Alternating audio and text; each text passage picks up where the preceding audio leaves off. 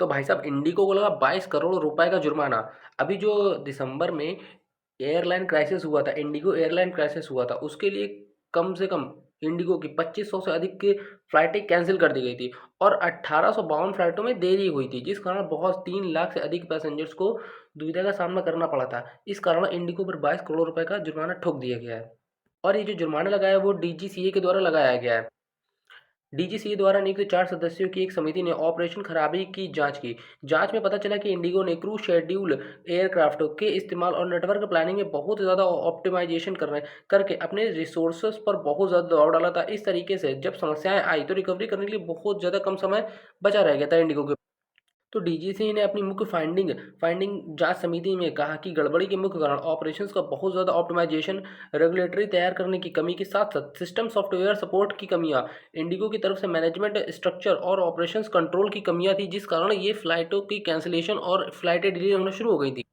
इसके साथ साथ जांच में यह भी पाया गया कि क्रू एयरक्राफ्ट और नेटवर्क रिसोर्सेज का ज़्यादा से ज़्यादा इस्तेमाल करने पर बहुत ज़्यादा ध्यान केंद्रित कर रही थी इंडिगो, जिससे रोस्टर बफर मार्जिन काफ़ी कम हो गया। क्रू रोस्टर्स को ड्यूटी के समय को ज़्यादा से ज़्यादा करने के लिए डिजाइन किया गया था, जिससे डेड हेडिंग, टेल स्वैप, लंबे ड्यूटी पार्टनर्स और बहुत कम रिकवरी मार्जिन पर ज़्यादा निर्भर करता था। इस तरीके से रोस्टर्स की इंटीग्रिटी से समझौता हुआ और ऑपरेशनल लचीलेपन पर बुरा असर पड़ा। जांच में लंबी अवधि के सुधार उपयोगों को भी शामिल किया गया है, जो सिस्टम से जुड़ी समस्याओं को हल करेंगे ताकि भविष्य में कोई ऐसी घटना ना हो और यात्री को इतनी ज़्यादा असुविधाओं का सामना ना करना पड़े।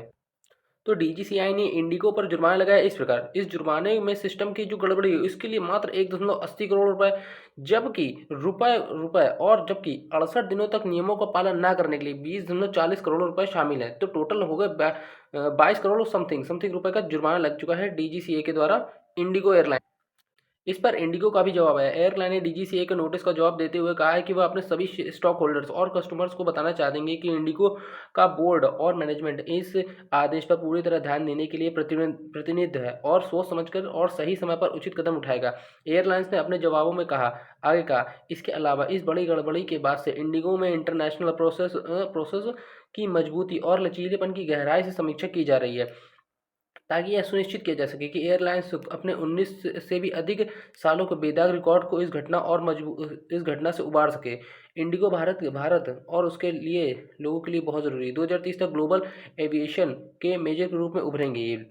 तो अब बात करें इंडिगो के स्टॉक्स की, तो भाई साहब इंडिगो के स्टॉक्स भी कुछ अच्छा खास कर नहीं रहा है। जब से यह दिसंबर से लेके स्टॉक अभी तक लगातार गिरी ही रहा है, जबकि पूरे साल में अच्छे रिटर्न दिए हैं, लेकिन दिसंबर से जो क्राइसिस आया उसके बाद से 18% अभी तक स्टॉक फॉल हो चुका है। तो अब आगे इस न्यूज़ के बाद देखते हैं अगर पॉजिटिव रहता है इसका रिजल्ट या नहीं, वो तो अब मंडे को ही पता चलेगा।